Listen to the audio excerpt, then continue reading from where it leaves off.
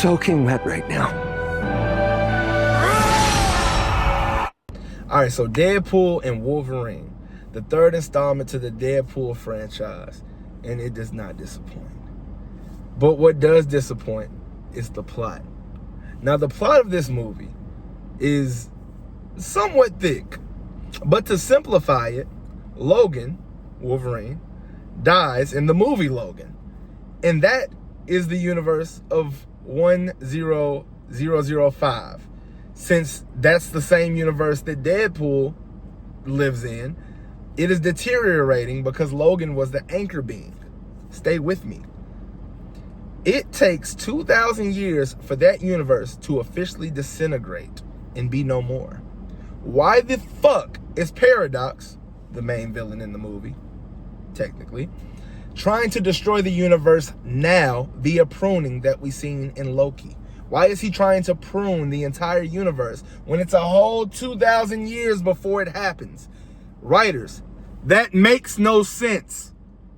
Gripe over. Okay, so outside of that, Deadpool and Wolverine was a very fun movie. We do follow, in my opinion, two of the most universally known Marvel characters in Deadpool and Wolverine. A group of Canadians that don't give a fuck and don't really have a moral compass, if you think about it.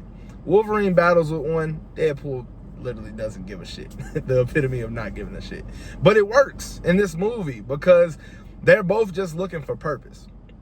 Wolverine, the Wolverine that we meet, is a battered and bruised Wolverine who is the cause of the deaths of the X-Men. The X-Men is no more because of this Wolverine. They don't really get into what happens, but he basically turns his back on the team. Everyone dies. This Deadpool is the same Deadpool that we know from 1 and 2, who has Cable's watch, goes back in time, tries to fix everything for fulfillment, but does not fulfill a damn thing. He saves Vanessa, but he ultimately loses Vanessa because of lack of purpose. So he's looking for that in order to find that fulfillment that he was searching for this entire time. He goes back in time, interviews with Happy Hogan to join the Avengers, saying that he needs the Avengers. And he said the Avengers don't do what they do because they need to. They do it because other people need them to. You get what I'm saying? I probably said that a little wrong, but y'all follow me. Y'all follow me. So, long story short, Deadpool gets recruited by the TVA to basically, hey, we're going to take you from this universe because we're going to prune this shit. Deadpool's like, fuck no, what do I got to do? He tells him about the story of Logan, so he figures, hey, if I go grab a Logan, then I can just bring him to this timeline, and that's it. That's not how that works. Paradox prunes both of their ass. They go to this place called the Void. The Void is the place where everything that we know that no longer exists or like got wished out of continuity, like 20th Century Fox, Blade, Deadpool, Daredevil, Elektra, Logan, that shit. Everything that happened then goes to the Void, pretty much. So we see Johnny Storm. We see, which is Chris Evans. We see Daphne King's X-23 or Laura. We see Blade. We see Elektra. We see Pyro. We see Sabretooth. We see Toad. And they go to this place that is also in Loki, where either they work for Cassandra Nova, evil twin of Charles Xavier, or they get swallowed by Alioth, which is also in season 1, episode 5. Shout out to Ryan Reynolds for that trivia knowledge. But yeah, and so they go there. Johnny gets his ass, takes the skin off of his ass, and so we get a fast, very adequate way of power scaling Cassandra, seeing how strong she is by literally just clasping her fingers and taking the skin off of a being. Disgusting, because Johnny was running his motherfucking mouth too much. But all of this happens. They end up escaping the Void temporarily. Not the Void. They end up escaping Cassandra's, like, her place in the Void.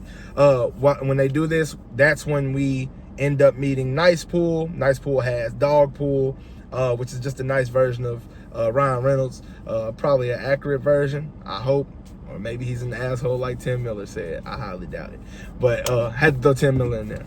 But they meet them. He tells them, hey, like, I know the others. Like, I can take you to the others. Takes them to, well, he lets them use their car to go see the others. During that time, it's revealed that Deadpool is just having Wolverine tag along with a hope that the TVA will be able to resurrect Logan's universe. He doesn't know this for sure. He finds out, a fight ensues, beats the shit out of Deadpool. X-23 shows up, Laura, Daphne King. She brings them back to the hut where they meet the other individuals that I named, Gambit, Blade, Elektra.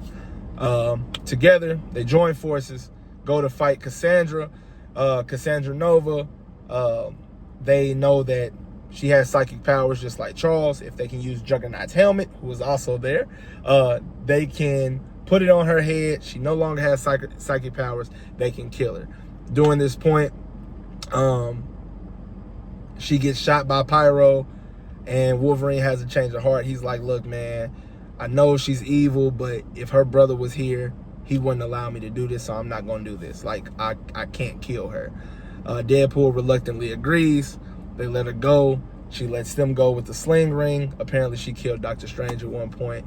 They jump into the universe, have to fight an assload of Deadpools. Cassandra Nova then finds out from Pyro that they have this thing called a Time Ripper, which deletes every single universe that they pinpoint, which is what Paradox was going to use to delete Deadpool's universe expeditiously. He was going to expedite that erasure, if you will. So she finds out about that, and she says, I'm going to prune the entire universe, like everything except for the Void. That way everything comes through me. I will ultimately be the ruler. Deadpool and Wolverine, they stop her by joining forces, holding hands like men are supposed to hold each other accountable, and they lift each other up. Positive masculinity. They defeat Cassandra Nova by basically keeping her from using a Time Ripper. All is settled. New timeline secured. So Wolverine, without a place to go, does decide to stay with Deadpool, and together they have a family with Shatterstar, Yukio, Colossus, everybody that we've seen in the previous movies, Blind Al, like everybody. They have a family, man. And then what we end up seeing is that everybody from the Void, they get saved by B-15, the Time Variant Association. She's now the leader now, from Loki as well. She did an amazing job in Sinners, by the way. Shout out to her.